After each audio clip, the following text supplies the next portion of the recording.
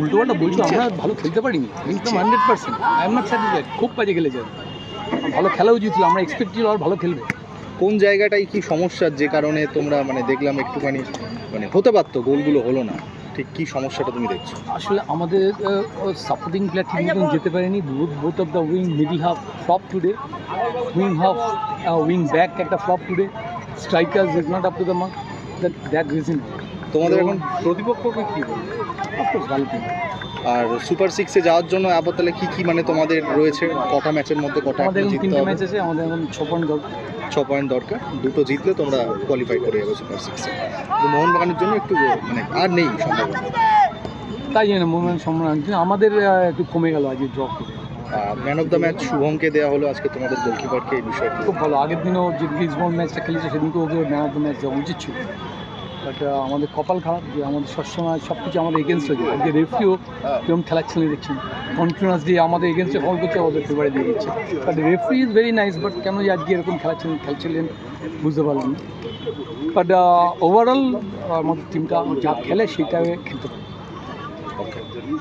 সেই ম্যাচের আগে ইস্টবেঙ্গল এএফসি কাপ খেলে তারপর ডার্বিতে খেলতে নামছে। তবে মোহনবাগান বেশ কিছুটা সময় পেল বললেই চলে।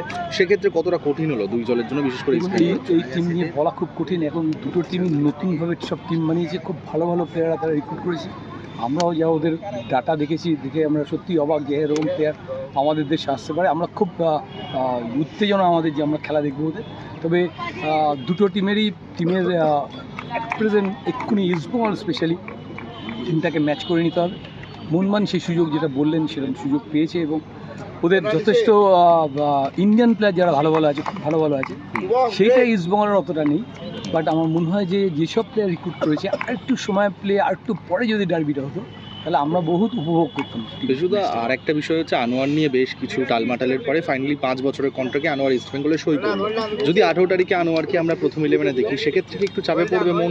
একটা টিমের সঙ্গে সেট ছিল, একটা টিমের সঙ্গে সেট হতে হবে, একটু কিছু বলা যাবে না। আনোয়ার খুব ভালো প্লেয়ার, আমরা চাই যে ও ভালো খেলুক, এবং ইন্ডিয়ান স্ট্যান্ডার্ডে is one of the best player, এবং আইএসএলে ইন্ডিয়ান প্লেয়ার হিসেবে অনেক ফরেনারের সঙ্গে কম্পেয়ার করে।